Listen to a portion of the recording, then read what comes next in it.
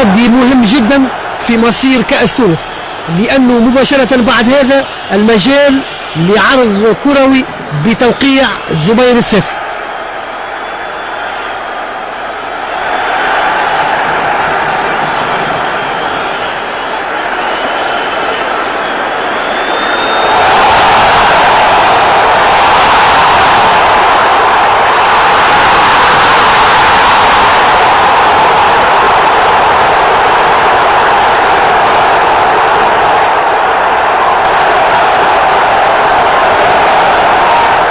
لعب عليها في التمارين هذه الكرة بالحارس، يعني ديما في التمارين نستعملها.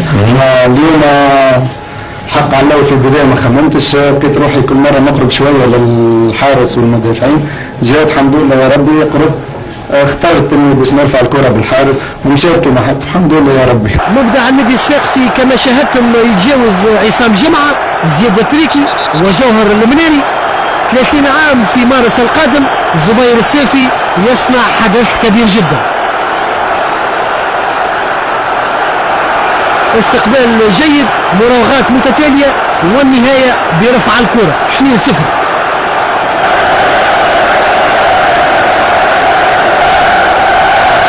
في 27 جوان تتويج بيروت، في 20 نوفمبر انجاز رادس.